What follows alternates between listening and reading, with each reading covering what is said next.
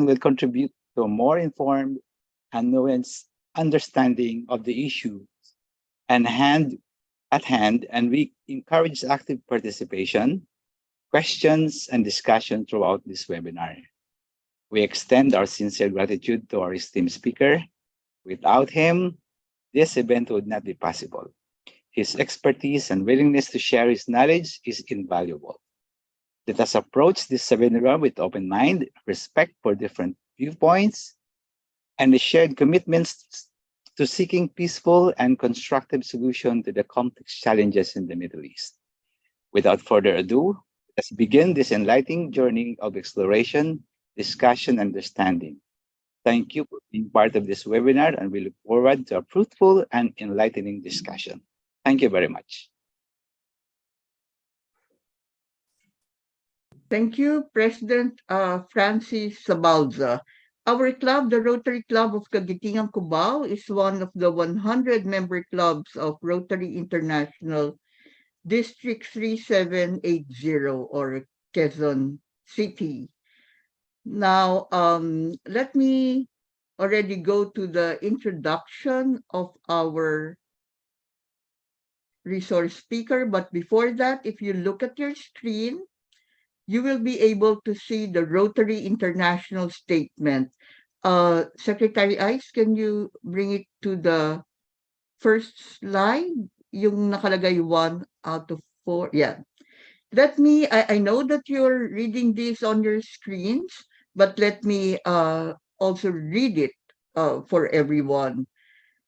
The Rotary International Statement, which was just released a few days ago, says that recognizing there has been protracted suffering in the long history of conflict between Israel and Palestinians in Gaza, Rotary International urges all parties to seek avenues to peace. At the same time, we unequivocally condemn the horrific attack by Hamas on Israeli civilians and are appalled at the number of people who have been injured, killed, and kidnapped.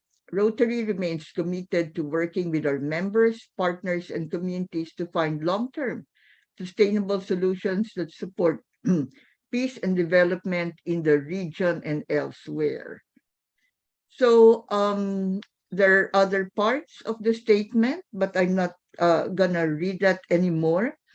But from our perspective, from the Rotary Club of Cagitingan Cubao, we felt that this very timely issue had to be discussed and let us have a conversation.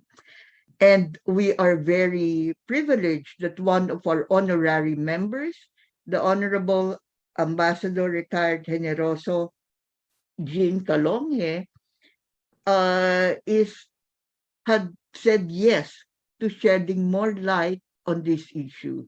And if you look at the title of our webinar, it says a regional conflagration. There is a question mark, and that is something that we hope that we all together can learn. Let me now introduce our esteemed resource person.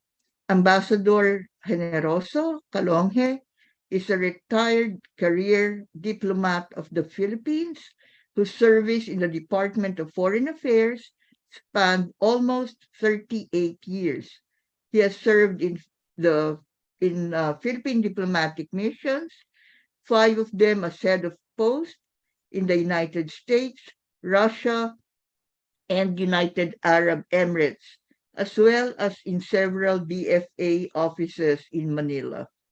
Ambassador Jean served as ambassador to Israel for 3 years before his assignment to Chicago as Consul General in the summer of 2014. He completed his tour of duty abroad in late January 2018. Before his assignment in Baghdad from 2020 to 2022 as ambassador of the Philippines to Iraq, he served as Assistant Secretary for Maritime and Ocean Affairs in Manila from 2018 to 2020. He earned his bachelor's degree in economics from the University of the Philippines in 1976, completed his degree in law also from the University of the Philippines in 1985, and then moved on to finish his Master of Laws from Harvard Law School in 1988. He earned a PhD in Development Administration from the Philippine Christian University in Manila just before his retirement in June 2022. He served as an officer in the Philippine Army for 6 years before joining the Philippine Foreign Service. Ambassador Kalonghe topped the Career Minister examinations in 1998. He graduated from the Australian Army's Officer Cadet School at Portsea in 1979 and placed number one in the Philippine Army Scout Ranger class number 33. Ambassador Kalonghe holds the rank of Commodore in the Philippine Coast Guard Auxiliary. He has a reserve commission in the Philippine Army as a lieutenant colonel. Ambassador Kalonghe is married to attorney Gloria Salazar Kalonghe, whom we are privileged to also, she's also here today. And they have 3 adult children, namely Golda, Nikki, and Joshua Benedict. He has 1 granddaughter, Corey, daughter of Golda, and son-in-law, Aaron James. Once again, let me inform you all that we are so happy that Ambassador Generoso or Jean Kalonghe is the honorary member of the Rotary Club of Cagitingan Cubao, and he is our advisor for our Rotary area of focus team, Peace and Conflict Resolution. Without further ado, let us all join hands to welcome retired Ambassador Generoso Jean Kalonghe. Thank you. Thank you. Can you hear me? Is the reception okay? New York can hear you. Okay. Philippines, can you hear him? Yes, loud and clear. I Okay. can hear you from Davao. All right. Okay. So first of all, I'd like to thank President Francis Abalza for his opening guidance on this discussion today. And also, I'd like to thank Dory, Roy Raterta, my kumare, classmate, and at one point he also spoke at our consulate in Chicago on investment opportunities for Filipino business persons. Well, we are in a crisis mode in the Middle East, although the truth is it is not really, the Middle East is not really a stranger to these developments. It's been in constant flux since, I wouldn't say time immemorial, but for a long, long time. But before I go into the real substance of this talk, I'd like to give you an overview of the history of Israel. Many of you are already knowledgeable or about the history of Israel, but for those who are not, modern Israel, as we know it now, started in the thought about having a state for the Jews started with what is called the Balfour Declaration of 1917. Balfour was a senior, Lord Balfour was a senior minister in the British cabinet, and he declared that a homeland for the Jews would be found, and it was a British or English commitment to the Jews around the world that they will return to their homeland. And by homeland, that is defined as the area of what is now, what the Palestinians claim for themselves as their own homeland. Because there's a joke about territory in Palestine that goes this way. A Jew was speaking to a Palestinian Arab who said, "This is our land," and the Arab said, "How do you know?" "Oh, my father owned it, and his father owned it too, and his father's father owned it. So it's many generations back." And the Palestinian Arab said, "Yeah, that's the same in my case. It's also owned by my great great great grandfather." So under the laws of physics, no two things can stay in the same place at the same time. So that explains the territorial dynamics in Israel. So after the Balfour Declaration, there was a steady stream of Jews who traveled to Israel and decided to stay there. That's called Aliyah, Aliya. It's a return to the homeland. But the problem is there were already people there. There were already, it was already populated, although there's a small Jewish population in Palestine at that time.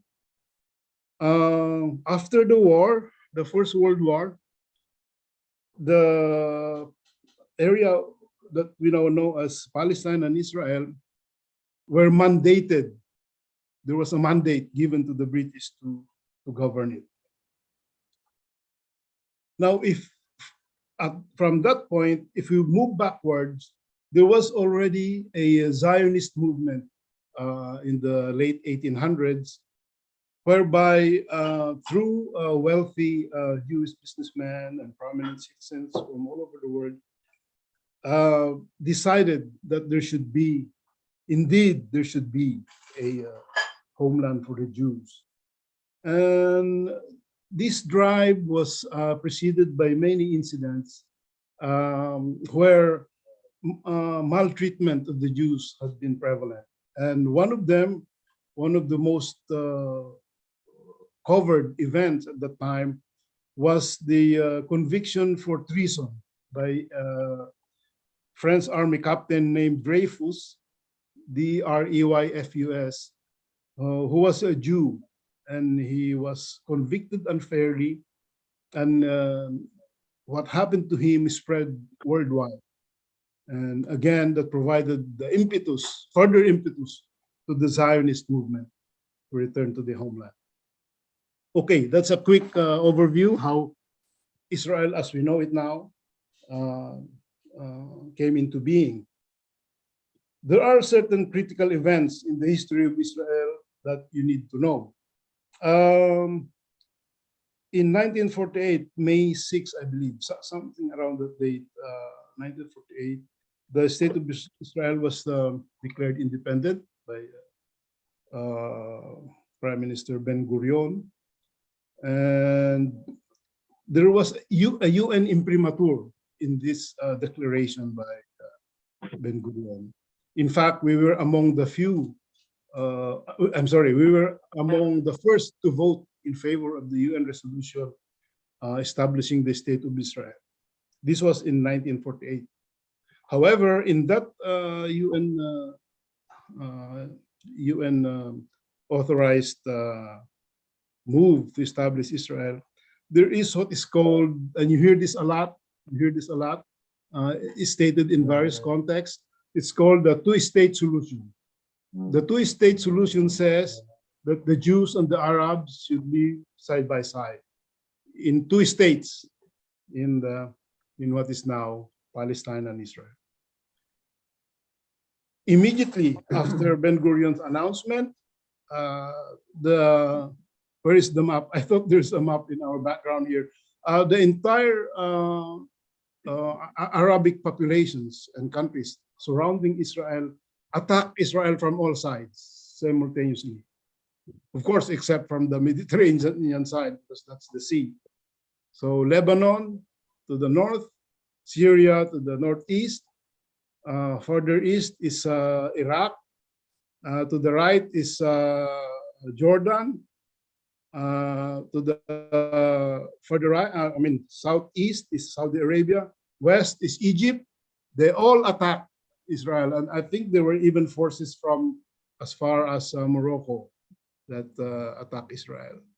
But Israel prevailed, and it even increased the territory that it was occupying. That's the first. That's what they call the first Arab-Israeli war. Then in the 50s, I think 56 or thereabouts, there was another war. And then again, Israel prevailed in 1967. That's the third Arab-Israeli war. That was a milestone in the sense that in 6 days, Israel was able to defeat practically all of those who surrounded Israel. And 1967 is important for our purposes today because at that point, Israel occupied Gaza because Gaza was under Egyptian control before the victory of the Israelis. And from then on, it administered Gaza until 2005, when under Prime Minister Sharon, the Israelis left Gaza, dismantled all the settlements, and completely turned it over to the PLO, the party of Yasser Arafat. So from that point, from 2005, Gaza became under full Palestinian control. And the next war, the fourth major war, is 1973. This is a major war where Israel, for the first time in its history, was surprised in the attack because of its ferocity, its timing, the surprise that it achieved, and the initial victories that were attained by two Arabic powers, Syria in the north, in the Golan Heights area, and Egypt down in the Sinai area. As a result of the 1973 war, there was a renewed respect for Arab power because without American assistance, especially in the south, Israel would have been. I'm not sure if the current boundaries of Israel would have been maintained. And so after 1973, on the Arab side, there was also a realization that peace has to be attained in the Middle East. And from then on, there were various talks between the two sides, especially on the Egyptian side, because the Egyptians really wanted to recover the honor that they have lost in the previous wars.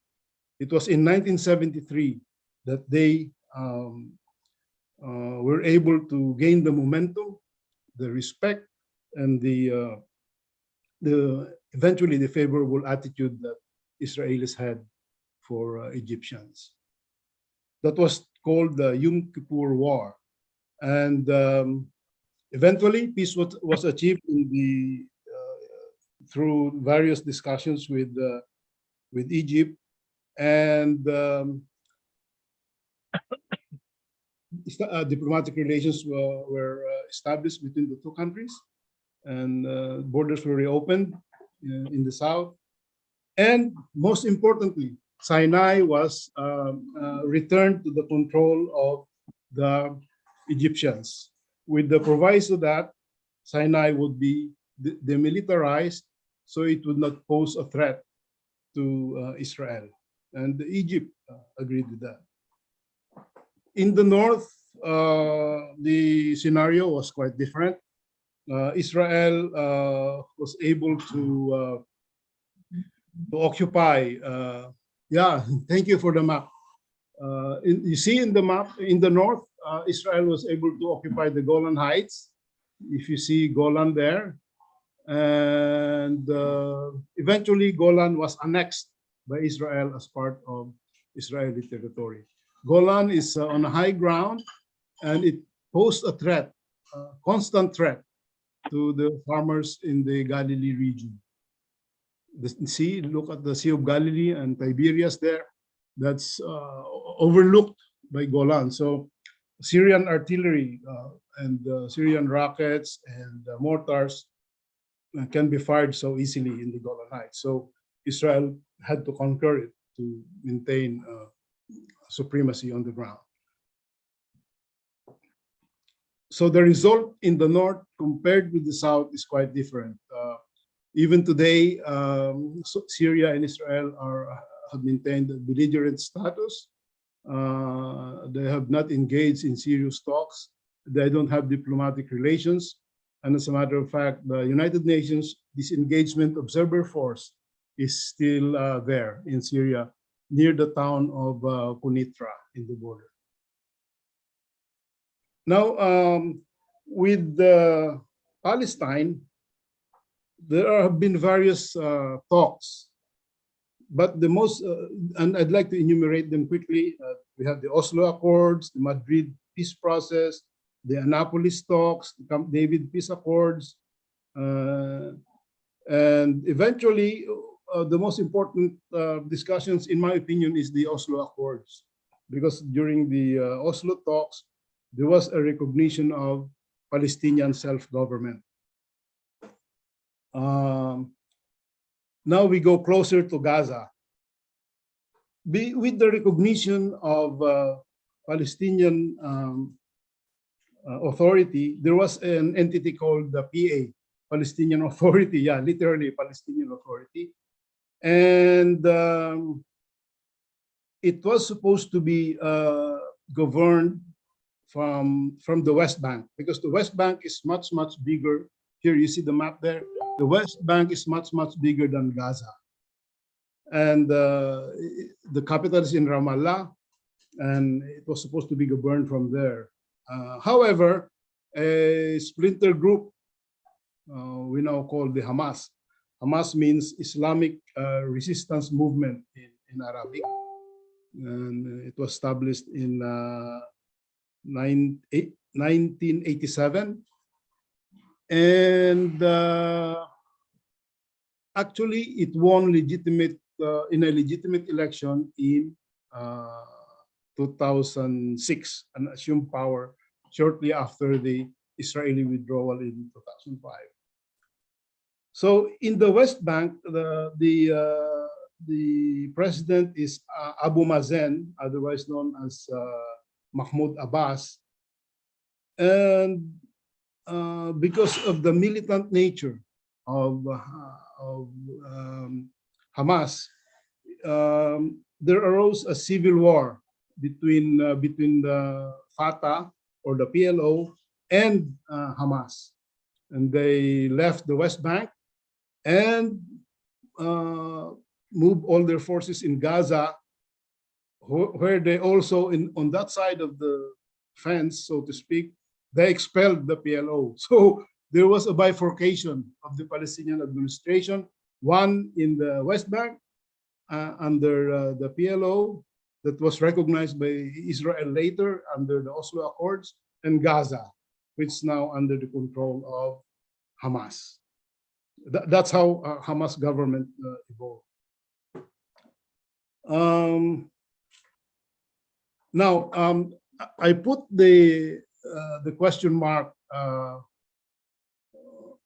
after conflagration in the title of this discussion, because right now, while it might evolve into a regional issue, there is still no kinetic contact between the other countries in the region and Israel.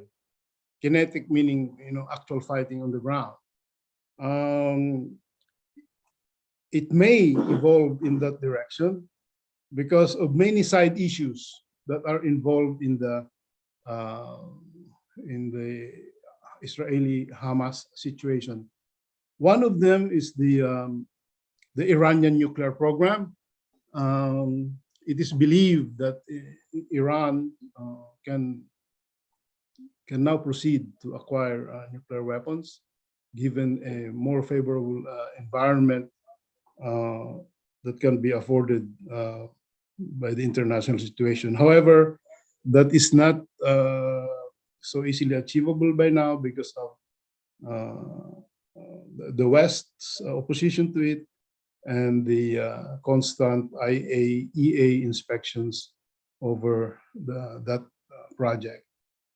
The second is we have Hezbollah in the north, in Lebanon. Hezbollah is a Shia organization that is sponsored by Iran. And also there is the third critical one is the Syrian situation.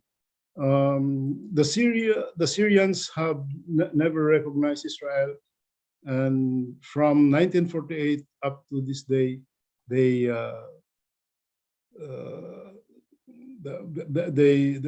pledged, they promised that they will never have diplomatic relations with Israel. And on top of that, they have a new gripe against Israel in that with the annexation of the Golan Heights. Look at the Golan there. It's a very nice place, very picturesque. It has many wineries. That's now part of Israel. It used to be part of Syria. So these side issues will make the Israeli Gazan conflict not merely limited to them, because all the countries around the region and the major powers have a stake in what's going on in that part of the world. And as you have seen, there is unconditional American support to Israel, and Germany and France also have expressed unconditional support.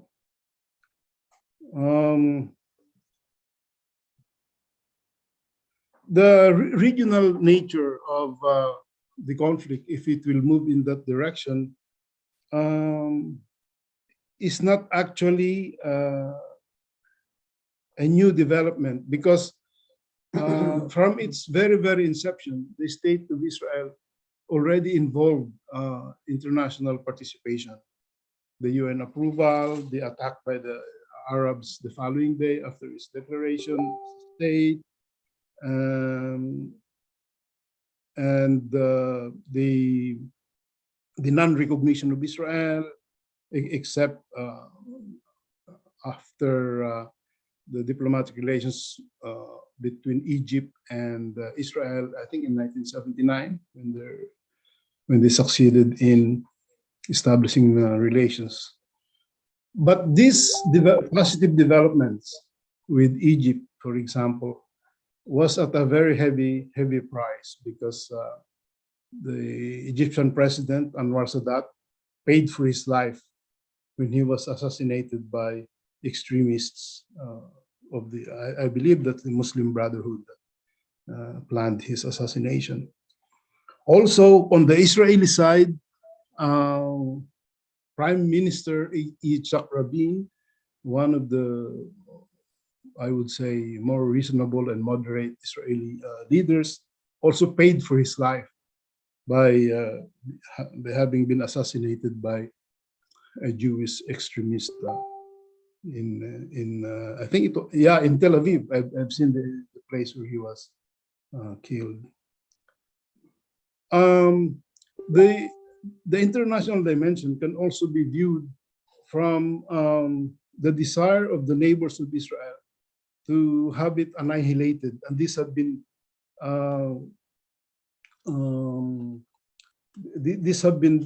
demonstrated by the Iraqi nuclear program in the late 70s and early 80s.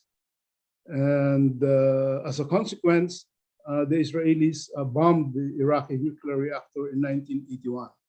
This has been it's a long time ago, but you can see the policies that have been in existence, all with the aim of erasing Israel from the map.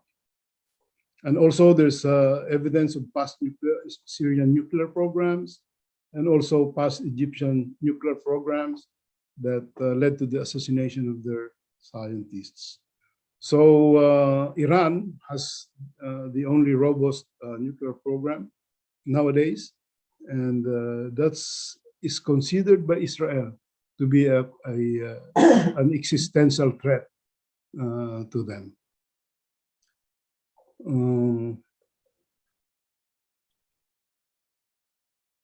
We can see that Hamas, although it's confined to a very, very small place, Gaza is only 24 miles by 7 at its widest. So you do the math, it's indeed very, very small. I don't know which is bigger, Gaza or Metro Manila. But the size of Gaza has always been compared with Washington, D.C. So if you go to Washington, D.C., it's a very, very small place. One side is Maryland, one side is Virginia, and that's it. But they have a domestic or inborn rocket program. They can manufacture their own rockets, and that has always been a threat to Israel. And it is a political party that has sought power with the main goal of the destruction of Israel. The Hamas is an offshoot of the Muslim Brotherhood out of Egypt, but later on they parted ways, and Egypt, especially with the government of the President Sisi, is not helpful. It's not friendly to Hamas. With the present developments, I'm sure if you've seen in the news today, yesterday, a bomb was said to have, the Israelis say it exploded from the Gaza side. The Gazans say, or the Hamas says, it came from an aircraft, an Israeli aircraft, in a hospital, killing hundreds. And so we now have rallies in various Arabic cities. And that development also led to the cancellation of the talks between Biden and Arab leaders like Mahmoud Abbas of Palestine,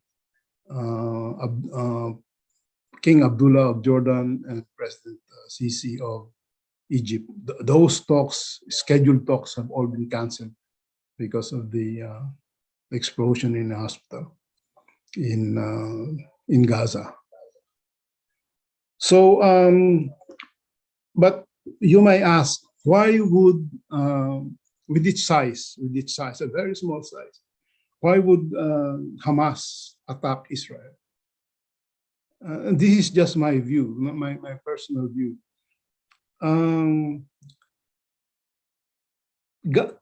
Hamas, as a representative of the Gazans, in my view, sees the Gaza population and its territory as desperate, because Gaza is under a constant blockade. It's blockaded by the Israeli Navy, and it is guarded under 4 dimensions of security. 4 is what I know, but there might be others. There is an electric fence on the Israeli side. Okay, there are at least 4 observation balloons that are constantly there looking at the territory. There are air patrols. Okay, so that's the third. And there are I am almost certain that there is satellite coverage by Israel over Gaza, but I cannot prove that. And you can imagine there might be a fifth dimension. The Israeli security forces might have assets inside. So how they missed the attack is something that I cannot explain, considering the advanced technology under Israeli that are available under Israeli intelligence. But it's an act of a desperate people. That's my opinion, because if you're a Gazan, what is your future? I mean, half of the population of Gaza is under 18 years old or under 20 years old. It's half is the youth of the population. How would those youth advance in the society that they have? So if you are desperate, think about this. During the Second World War, there was a group that was organized principally by the Japanese Imperial Navy. They called them the kamikaze, the suicide pilots. Why would they resort to an extreme act of being willing and able to lose their lives in a desperate attempt to stem the American liberation forces? Why? Because there's nothing to lose. There's nothing that the Gazans can achieve in their lives. So this might work. In the Philippines, we also have a concept like that. In the South, we have our Muslim population. When they're desperate, they go to what do you call that? They go on rampage.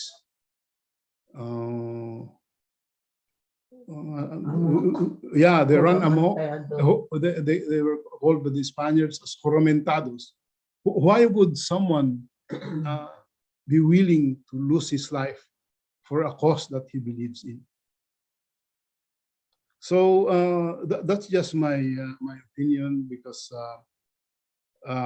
and the Israelis claim that the attack on them by 2000 paragliding Hamas forces threatened their security. I'm not sure about that. They cannot threaten Israel. Israel is so powerful, it's so big. It's once the engagement transforms from guerrilla warfare to a conventional war, there is no doubt Israel can prevail, will prevail. So what's in it for a Gazan, for a Hamas member to lose his life eventually? Because there's no hope. There's no hope. This has to be, after this is over, this ongoing conflict is over, there should be a serious attempt to go back to the drawing board and reestablish the parameters of the two-state solution. It has been buried because I don't know who among you have been to Israel. If you look at Israel, you look at the Palestinian side, you see a big cement wall that separates the two territories. And then on top of that, there are many settlements of Israeli Jews who have just arrived or just wanted a home of their own within Palestinian territory. And some roads, some highways have begun to crisscross the farmlands of the Palestinians. If you are a Palestinian, what would you feel? How would you feel if your territory is treated that way? I don't know, I'm not even sure now if a two-state solution is enforced I don't know now if a contiguous Palestinian territory is viable, because in between these tracts of land is an Israeli highway. So how can you have a contiguous territory? So and then this is just my view. The Gazan situation springs out of the desperate act of people mired in poverty. Who is speaking for the Gazans? Who is speaking for the Palestinians? And here goes my next point. One of the aims of Hamas is probably to derail the incoming normalization of relations between Israel and Saudi Arabia.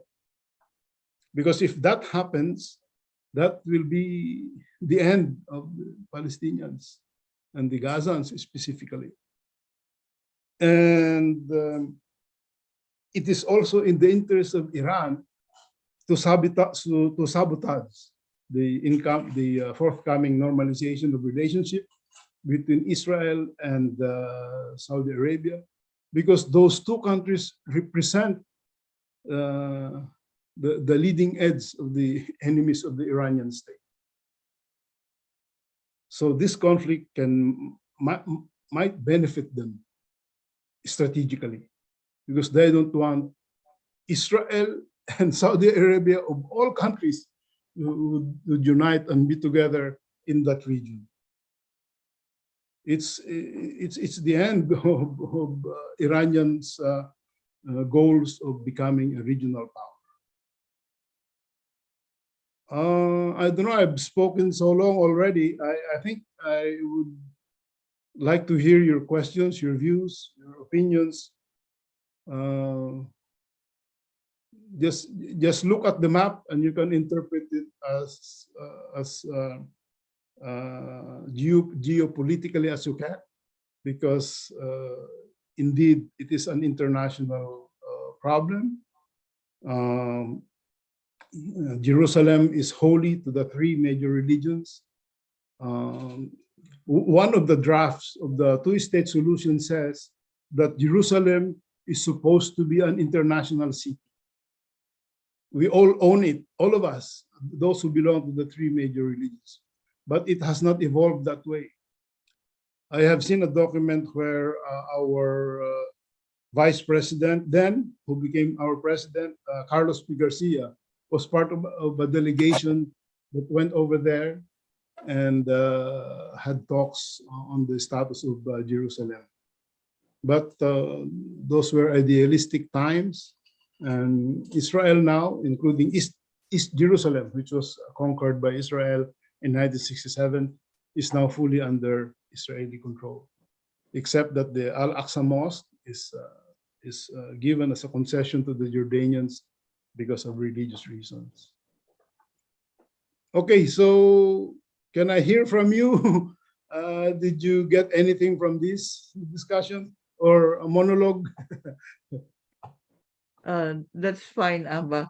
If you Yeah. have any questions, you can use the raise hand icon, or you can write your question in the chat box. Or you can just say, Dory, I have a question. Jean, I have a question. Once again, thank you for those who are here with us in this very timely conversation. Let me read what what Leo Santiago Jr. has written in the chat box. Nay, nawala. Hindi ko na makita. Sandali lang. Mr. Santiago, would you like to read it out? Mama, good evening. Thank you. If I'm not mistaken, we used to have troops stationed in Golan Heights. If I can recall, the UN was ordering our troops to surrender to have a safe passage, but under Boeing Ikarma of the Philippine Marines refused and instead marched off because that area was turned over, I think, to Syrians back before. Mhm. What's the question? It had been in the news before. I'm just asking if anybody is aware who controls Golan Heights now. Thank you for the question, Leo. The entire Golan Heights, I would say, because I'm not sure if in the border that you would still consider that Golan Heights, part of the Golan Heights. But the Golan Heights as they exist now under the boundary between Israel and Syria is fully under Israeli control. And the incident that you mentioned, that is the Philippine side of the story. The commander that succeeded General Ikarma was an Indian general. His name is General Singha. He's a Sikh, and he's a Sikh, with a turban. And I spoke to him at length, and I conveyed that view of the Philippines of what happened.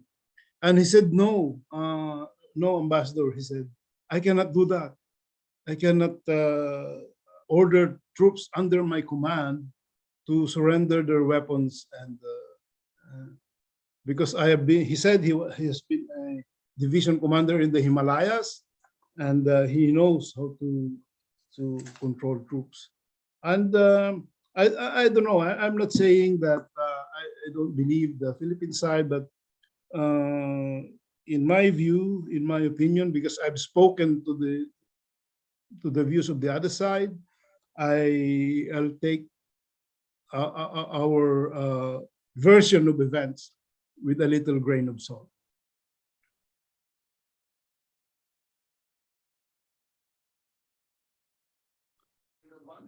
Thank you. Melchor? Oh, sorry. Yes, go ahead, sir.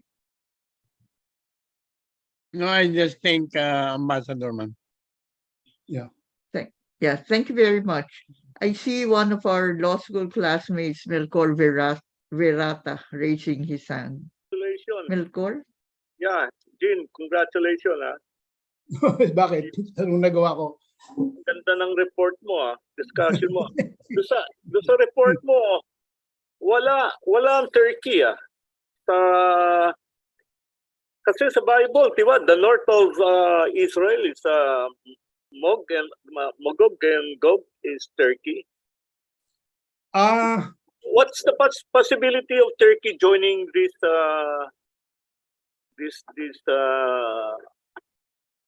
I'm not sure kung gera pa ito, baka matigil na. Yeah, a good question, Melchor. Turkey, it's a good thing you asked that question, because Hamas enjoys support in at least two countries in the region. One is what do you call? There's a country in the a tiny country in the Gulf, Oman. I think it's Oman. I'm sorry, either Oman or Qatar, where Hamas has a base. And I think it's Qatar. I'm sorry, it's Qatar. They have a base there. They have a sort of an embassy. And the other country is Turkey. They have a certain presence in Turkey. Turkey, as you know, is the descendant of the old Ottoman Empire. So President Erdogan has visions of grandeur for the Turkish state as a representative of quote unquote the Ottoman Empire. So it will always play a role in that region. One, because Ottoman is like in our language, it's like a mestizo. It belongs to Europe on one hand. It also belongs partly to the Middle East on the other. Although, of course, it's not an Arab state and it doesn't consider itself a Middle Eastern country, but it's very influential. It has money. And at one point in Israel's history, Turkey was a best friend at one point. They used Turkey's bases to oversee other countries, and they go there. They're very friendly with the Turks. This stopped in I think 2010 in the what is called the Mara Mara incident, where a vessel was trying to break the Israeli blockade of Gaza. Talking of Gaza, and that vessel was stopped on its tracks as it approached the shoreline of Gaza, and I think that was a Turkish vessel, and there were casualties when Israel occupied the vessel and drove it to go back to the sea. That vessel contained food, medicines for the Gaza residents, because as I told you, Gazans are desperate. I can't even try to imagine why there are still people in Gaza. There's nothing there. There's no future there. So as a result of the Mara Mara incident, the diplomatic relations with Israel were broken. And I think it was only recently that they restored it, but it's a very cool relationship. By the way, the relationship between Turkey and Israel is similar to the relationship between Israel and Iran. Iran used to be a best friend as well of Israel during the time of the Shah. There was a direct flight from Tel Aviv to Iran, and the exchanges between them have been very, very robust. And there's a big Iranian Jew population in Israel. And up to now, there are Jews in Iran, and there are Iranian Jews who belong to the Iranian parliament. So, but this was the relationship was broken also after the ascent into power of the Ayatollah, who came from France and asserted rule over the Iranian people. From then on, the relationship spiraled downwards. But that's a good question, because Turkey will always play a role in the Middle East. And remember, Turkey is a NATO country also. So it has influence in Western European affairs. Thank you very much, Melchor, for that question. Thank you very much, Ambajin. Meron bang mga, I'm sure that there are a lot of questions. So let me call first Pipidori, Mr. may I ask a Yeah. question? Sure, I can't see who you are. I'm so sorry. Pipidori, may I ask a question? This is Governor Dulce. Governor Dulce, go ahead. She's Yes. our one of the past district governors of District 3780. Go ahead, Gov. Yes, I just want to ask our guest speaker, because you mentioned about Saudi Arabia. Is it safe? Is it safe to go to Saudi Arabia at this time? Because I have a former helper, house helper, who was just past her application to go to Saudi Arabia as a domestic helper has been approved, and she's scheduled to leave soon, very soon. Is it safe for her to proceed with her trip? I cannot guarantee the safety of any of our citizens. You just go out of the country with extreme caution. And my suggestion is just for him to her. Is it a lady for her to let this? Yeah, it's a lady, a Yeah, young lady. to let this issue pass, and then proceed in going there. But I cannot guarantee her safety. His safety. Even if I'm in the service, even if I were in the service, I couldn't say that. Nobody can guarantee the safety of anyone. Sometimes even outside your door, you don't know what's going on. Sometimes in your own home, you have to look for someone. You don't know where your son is, even in your own home, let alone guaranteeing the safety of our citizens. That's one of the weaknesses of our approach to assistance to nationals, because we try to the government, I mean, absorbs everything, takes everything in its hands, and assists our nationals where first, we have no resources for them, and second, it's impossible to monitor all our citizens worldwide. I cannot say it's safe, and even if it is safe, let's say perfect under normal conditions without this situation now, it cannot even say it's safe, because there have been incidents in Saudi. Saudi is one of the prime examples where there have been maltreatment of our workers, OFWs. But of course, that's another story. That's another dimension of ATN, Assistance to Nationals, and I wouldn't venture on saying that she can go. Yeah. She you. can go, out of her own free will, and she has to be careful if she does. Yeah. Thank you. Thank you. Thank you. Let me now call on Pong Jose Ejercito, please.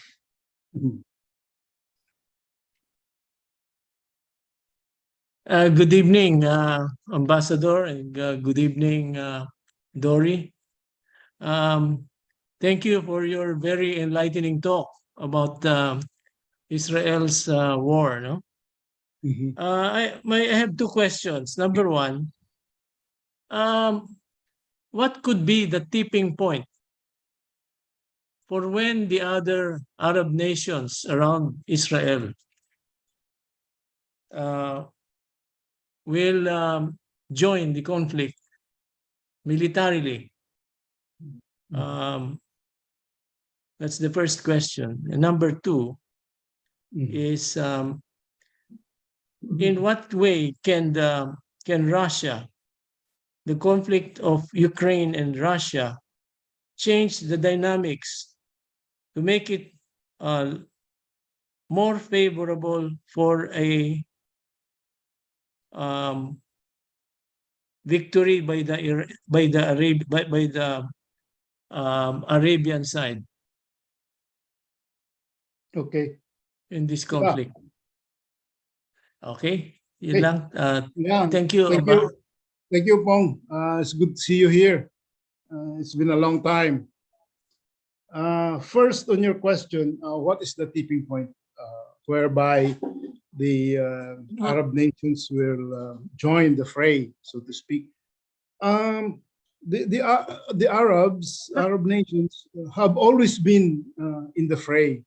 However, because of constant, almost total, and sweeping and overwhelming victories of Israel, slowly they faded out of the picture. In 1948, all of them were involved. In 1956, there were countries like, I believe, Morocco that dropped out. In 1967, practically all got involved. But later, as a result of that war, there were talks with Egypt, because Egypt only wanted to regain its honor because of the capture of Sinai by Israel. They want to preserve Egyptian dignity. And they forgot all about the Egyptians at that point. And in 1973, only two were deeply involved, Syria and Egypt, because of one is north, one is south, and they really there was coordination between them. That was the first strategic and tactical surprise against Israel. And this one, Hezbollah is trying to get involved in the Lebanese border. So only two sides are involved. But your question has many dimensions. Physically, they slowly withdrew because of the overwhelming superiority of Israel in arms, in intelligence, in everything. But they never forgot their political support. Whenever there is any forum about the Palestinian issue, they spoke for the Palestinians. And they gave monetary support. Saudi gives money. Many in the Gulf states, if not all, give money to the Palestinians. But there is something also that they could say against the Palestinians. They say that the Palestinians are hot-headed. They're not a reasonable people because the best example is when they fled to Jordan in an incident or event called the Black September. They tried to stage a coup against King Hussein. So King Hussein suppressed them, and they were driven out of Jordan. And you know, right now Jordan is 50% Palestinian. So their spring of support was cut from then on, and then they moved to other places. I think in Syria they were also involved in some internal dynamic there that was not favorably seen by the Syrian government. And in Lebanon, I don't know what happened there, but the short and simple explanation is the Palestinians are not also seen favorably by many of their neighbors. I don't know why. I cannot explain also. So the tipping point may not arise in terms of hardware or boots on the ground, but there is constant war via targeted assassinations, the cyber war, political war. So I cannot imagine, for example, what is the available force now, because Egyptian has normal relations with Israel, Egyptians, and so are the Jordanians. In fact, in the Jordanian-Israeli border, you have foreign, what do you call this, trade investment zones.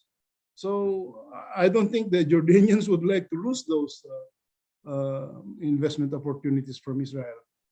What country would emerge as someone that would be willing to take the cudgels for the Palestinians? I'm not sure. I cannot imagine anyone, because if they do, if they are within Israeli aircraft range, I'm sure they will blast them from the skies. Maybe Iran?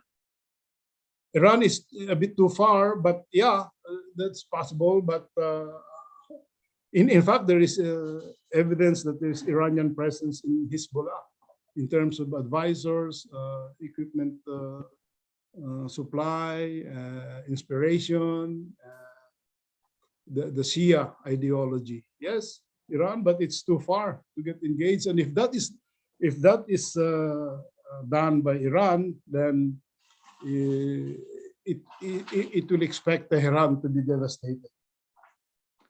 On your second question about Russia and Ukraine, Ukraine will suffer a little bit, I think, because the focus of assistance now is on Israel. You can imagine the political support that Israel is receiving from the American side. And as we speak, Biden is there. And the Ukrainians, but the pipeline of assistance to Ukraine has already been established, and most of them have already been committed, so that will not suffer. It is the assistance after that that might suffer because of the focus now on Israel. Russia, has always supported the Palestinians politically, Russia and China. But I'm not sure if they're willing to get involved much more than the usual speeches and statements of support, and the usual resort to the two-state solution. That, for me, for all intents and purposes, the two-state solution is there, but it needs to be revived in order to prevent incidents like this from happening in the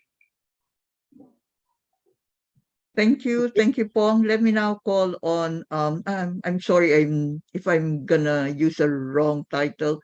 Attorney Gatmaitan, is that correct? Or is it ambassador? I'm not sure. Yes, Kindly. just Donna at my time, ma'am. Thank you, ma'am.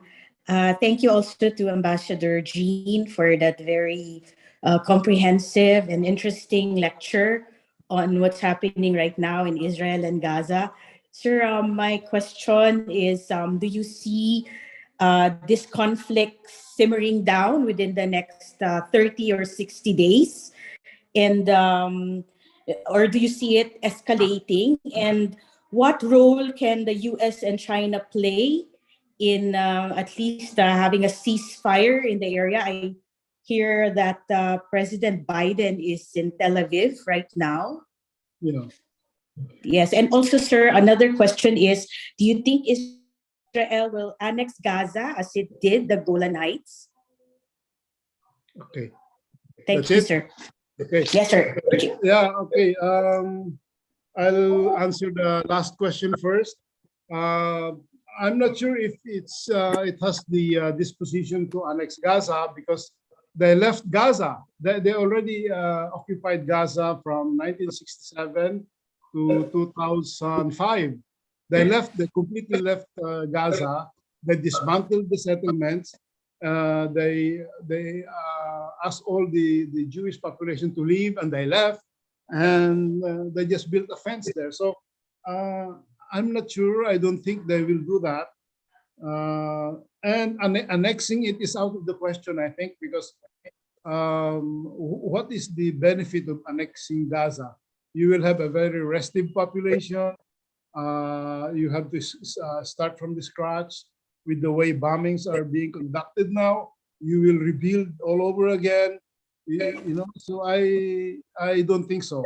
My opinion is that will not happen. And for ceasefire, there are constant talks now between Qatari authorities and Hamas. There are feelers on having a ceasefire, and it's in the interest of everyone towards having a ceasefire, because what's going on in Gaza now is a humanitarian catastrophe. A hospital was bombed. The Gazans say it's the Israelis who did it. The Israelis say it was a misfired bomb from within and from the PIJ, Palestinian Islamic Jihad organization. This is another group, a smaller group from the Hamas, but they work in tandem, and they say that it's their bomb that exploded within the hospital. So we don't know who is saying the truth, telling the truth. And so, a ceasefire is in the interest of everyone, and we hope that there will be a humanitarian corridor on the Egyptian side of the border, or on the Rafah crossing. But I don't know what is the hesitation of Egypt in opening that border gate. They still haven't opened it today, I believe, and because there are two gates there. There are two crossings, Rafah, and there's one on the north, but that is under Israeli control. So I don't think the Israelis will allow the Gazans to move in their territory. So yes, ceasefire, it will happen, I think. That has always been their history.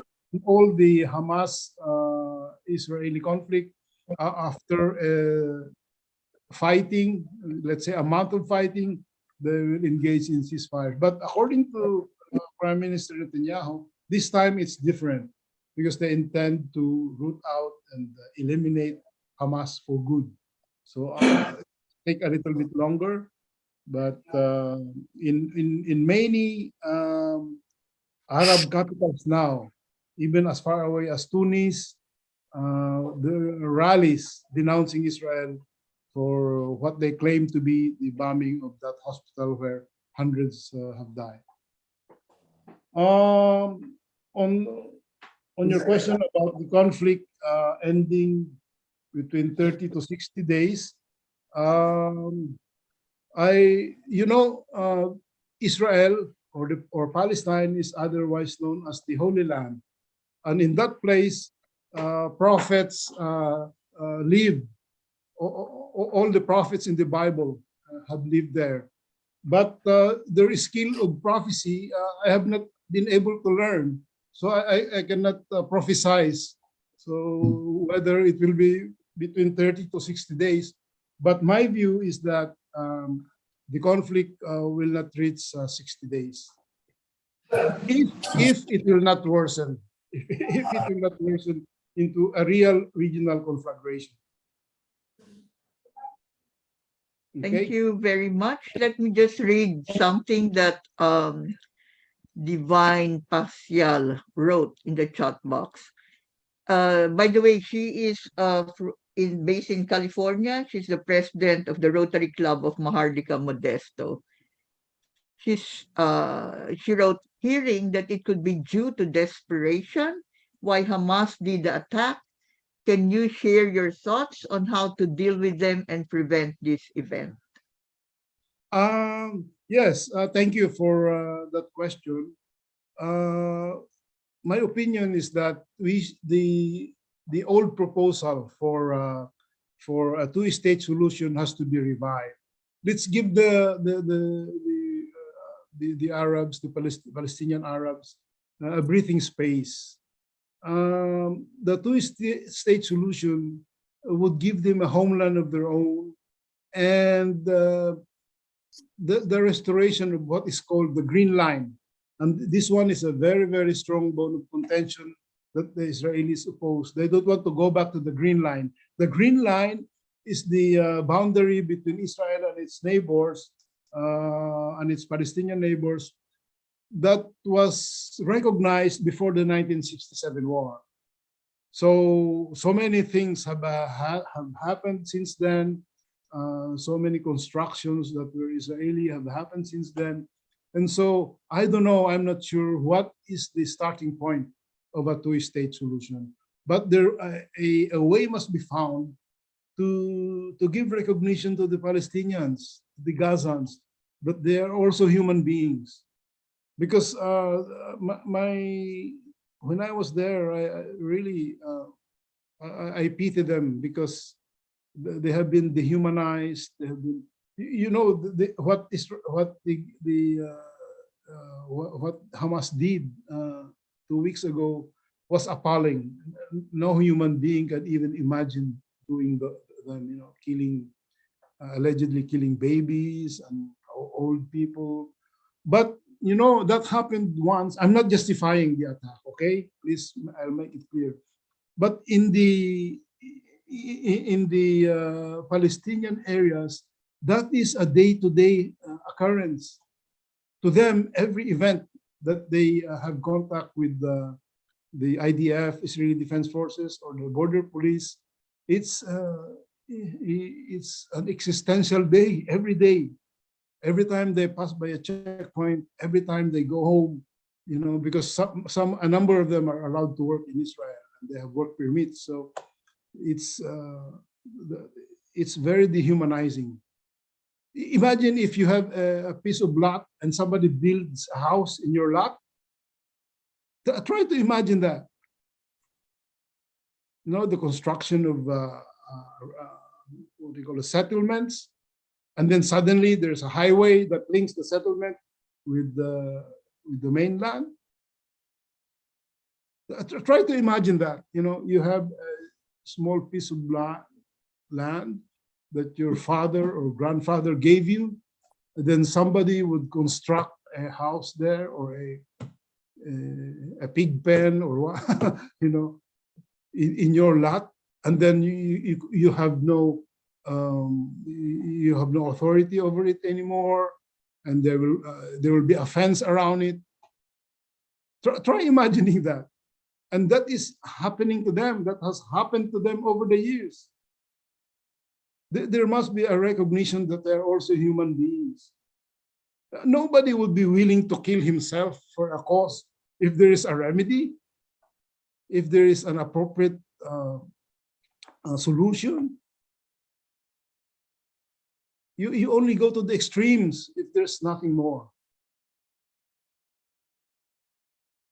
Thank you for that, Jean. Let me now call on Mr. Constancio Vigno. Oh, Sir, Good evening po. Good evening. Ambassador. Good evening, Mr. Ambassador. My favorite ambassador. I knew I was not going to miss this, learn about your presentation. So talaga, oh. Earlier, Mr. Ambassador, earlier in your presentation, you expressed doubt about the way to what was that? Two-state solution. Sorry, nag-e-echo natin. Nag-e-echo. sir, do you have two devices? Whether it is possible to have a two-state solution. Mhm. But this, despite knowing that this is the only viable path to achieving a lasting peace there between the Arabs and the Israelis. Now the recent attacks by Hamas, no? What do you think, Ambassador, is the end game for Hamas? Because this is going to be a continuous cycle of violence, no? Hamas knows that it will be getting in return a bigger response from the Israelis if attacked or if they engage in terroristic acts.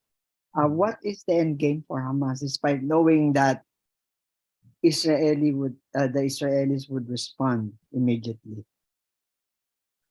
Thank you, Ambassador. I failed to recognize Ambassador Vigno because I saw his name belatedly. But Ambassador, thank you for joining this forum. Ambassador Vigno was ambassador to South Africa when I was in Israel, and we talk a lot on the phone. Thank you for your question. Yes, I expressed doubt on the viability of the two-state solution, but to me, that's the only way. And even it is losing prominence now, the way it arose, the two-state solution, the way it arose on the table, it came on the table is by sponsorship of the major powers in 1948. It was under the UN, the two-state solution. So it would also come about, it will also be revived with the sponsorship of the major powers and the UN. So if there's no political will, really, the two-state solution will die. It will die a natural death. And in fact, physically, in terms of the boundaries as we see them now, it no longer exists. It's no longer viable. Because the territory that was referred to under the Green Line, that was the boundaries before the 1967 war, practically don't exist anymore. They're all roughly, mostly Israeli. On your second question about what is the end game? The end game can be viewed from two perspectives. One, if you look at it from the Israeli perspective, the end game really is to eliminate Hamas, is to do away with Hamas once and for all. For Hamas, there are situations that there are permutations that you can think of. For example, if Hamas is erased from the map of Gaza or the Middle East, I am sure it will evolve into another organization. Remember, when Fatah assumed command of the PLO, it was a terrorist organization. And Yasser Arafat was condemned like the worst criminal you could ever found. But then one day, it softened its stance, it recognized Israel, and suddenly Yasser Arafat and Yitzhak Rabin were shaking hands in the White House. Can you imagine that? Can you imagine that the head of the PLO will be shaking hands with an Israeli leader? So, that's one end game that I'm thinking of, the evolution of another resistance group. And remember that in Palestine right now, there is also the Palestinian Islamic Jihad movement. It's smaller than Hamas, but it exists. So who knows, that can take prominence if Hamas recedes into the picture. So, but the end game is, to me, a two-state solution, the recognition of the existence of a state side by side living together in peace and harmony. But if that is too idealistic, then there might be continued opposition to Israel. But then the question would then be, where will they be? They cannot be in the West Bank, because West Bank has recognized Israel already under the Palestinian Authority, under the Oslo Accords. So then maybe the West Bank might be the Palestinian state. The scenario is modeled depending on who you speak to. But again, the ground that I'm referring to on the two-state solution was the so-called Green Line. That was a much bigger territory at that time. But will the Israelis go back? I'm not sure. I'm not sure they would go back to the old boundaries.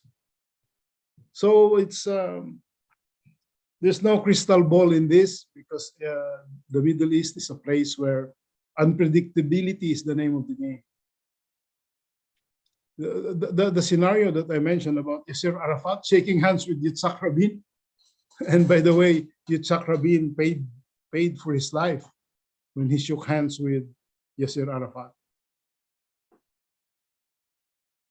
Okay. Thank you very much. Thank you very much, Ambassador Vigno. I understand that you were also formerly the Philippine ambassador to the United Arab Emirates. Yes. Yes. Yes. Thank you. Thank you very much for joining us. Are there any other questions? Just raise your hands or write in the chat box. Kung wala, I have my own question, Ambajin. Yeah, please. How do you see the US governments and other Western countries stand of overwhelming support for Israel? Do you think the US will continue to support Israel's all-out attack on Gaza? And doesn't this pose problems for the security of the US and other countries? As a Phil American, it is also something alarming to us, especially here in New York, where I understand that is this the city where a large number of Israelis are outside Israel? Mhm. So, meron na kaming mga alerts dito be careful, kahit sumakay ka ng subway, mag-ingat.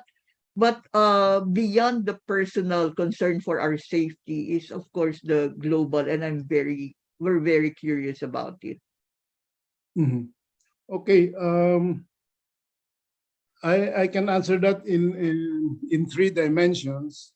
First, the Israeli support for the international for Israel is, as you said, unconditional. But I have a personal comment on that, because the U.S., along with the major powers, actually, are our quote unquote, if I may use a mafia quote, they are our godfathers. So my view is that their policy making should be based on evidence, should be based on facts, and most of all, it should be based on justice. So once an incident happens, they should investigate first. But right now, you know, when the incident in the hospital happened, the U.S. expressed immediately on the spot support for Israel. So as a godfather in the international community, I think they should be a little bit more nuanced in their interpretation, more balanced, because what does that say of your support for the Palestinians? Nothing, right? There's nothing. So the Palestinians don't exist. They're not a people. So that's one. The second is so it's playing. The U.S. is not playing its role as a godfather for everyone, for the international community, by virtue of its immense power. Second, the Jewish lobby is very strong, and in the U.S., all the PACs, the political action committees, are active, and during election time, they play the game. And if you don't have Jewish support, might as well not run for office, especially in New York, as you said, especially there, because if you don't have the Jewish votes there and Jewish funding, Jewish media exposure, then you might consider not resigning from your day job. And thirdly, we all know that there will be elections next year here in the US. So after the primaries, and we go to the election proper, the general elections, then there will be speeches, okay? And then in those speeches, Uncle Joe would say, you know, during the war, I supported Israel. So that rings, you know, that's a golden song to many of the voters, especially the Jewish voters. That's a lot of votes, and that's a lot of money. That's a lot of contribution. So now is the time to play the game. That's a 1 year of preparation for the general elections in November next year. Okay? Yeah, thank you very much, Jean. Once again, is there any question? Let me just read what Pong Ejercito wrote in the chat box. Justice is really a prerequisite for peace. Sinulat niya yan. Thank you, our beloved classmate Pong, for saying that. So, meron pa ba tayong gustong itanong? Wala na. Titingnan ko baka meron akong nami-miss na raised hand.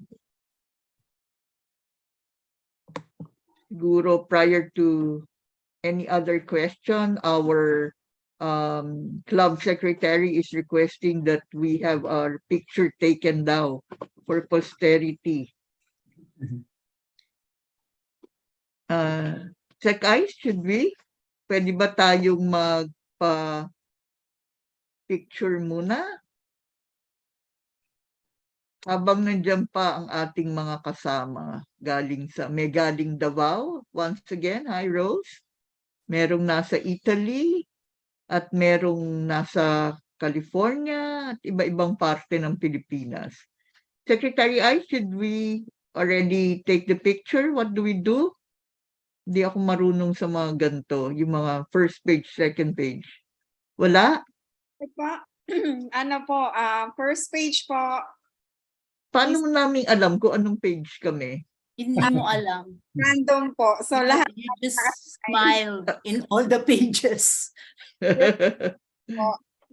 Okay, first page po, smile. 1, 2, 3. Second page po. 1, 2, 3. Thank you po. Thank you. Okay, so wala na. Opo. Thank you po. Okay, thank you, and let Thank us you for offer. the learning, Yeah, pare. thank you, Pare. Thank you. Let's offer our prayers for peace in Thank the you. Middle East, Yes. and let's hope that this crisis will soon. Be Yes. over. Thank you. Thanks a lot. Mabuhay, Ambassador. Thank Thank you very Salamat. much. Meron pa tayong recognition. Ito yung aming electronic certificate. Wow. The Rotary Club of Kagitingang Cubao proudly presents to Honorable Generoso Calonghe, retired ambassador. He has served as a distinguished resource speaker in the webinar titled Israel at War, a Regional Conflagration. May question mark yan. We extend our heartfelt appreciation for their selfless contributions and unwavering efforts in creating a positive impact in peace and conflict resolution. Once again, for those who tuned in later when I introduced Honorable Kalonghe, he is our club's honorary member and our advisor on peace and conflict resolution. We are so honored, sir, for your being with the club and for your being with us right now. Thank you. For the, sorry? No, I said thank you. Oh, thank you. So for our closing remarks, I'd like to call on our immediate past president, Alvin Mangona. Alvin, please. Hi, good evening, everyone. Can you hear me? Yes. Yes. Thank you very much for Ambassador Kalonghe. And Thank you. though it is really an unfortunate thing that is happening at the moment, it is good to be informed where we are and what can be done.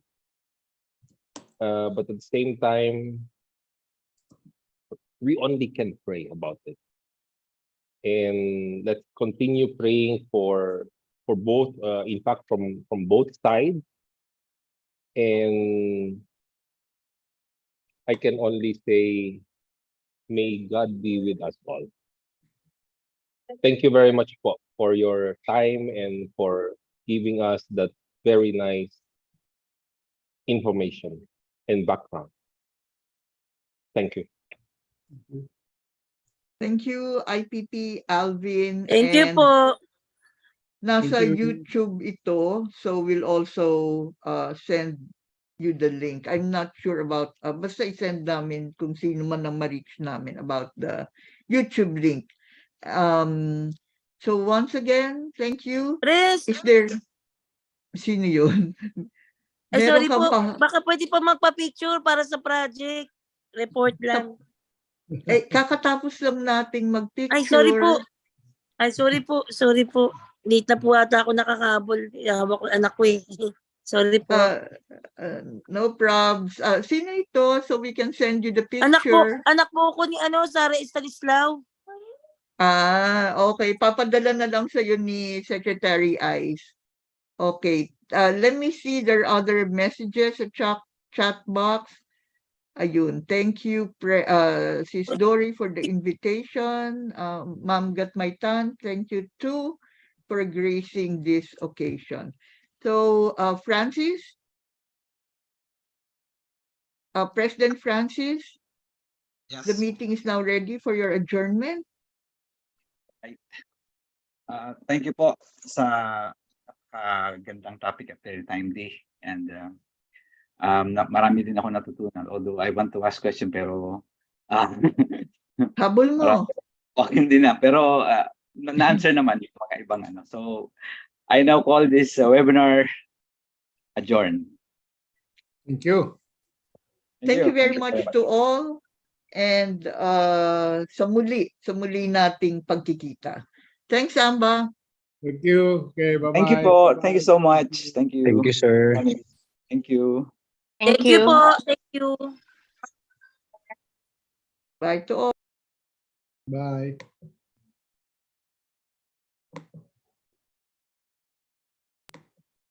Francis, Press, habang nandiyan pa si Amba Jean, no? Ano yung tanong mo? No, I was just asking. Napaka-simple po ng tatanungin ko kasi sabi ko. Ano yun? Geographically. Although tanong naman to, parang tanong ng isang inosente. Hindi, Well, okay lang. sabi ko, it's always a question about what's so special about Israel being geographically napakaliit na bansa, but inaatake madalas. At Yeah. bakit lagi siya nagpe-prevail? Yan. Hindi kasi ang Israel is, yun nga, the physical location niya is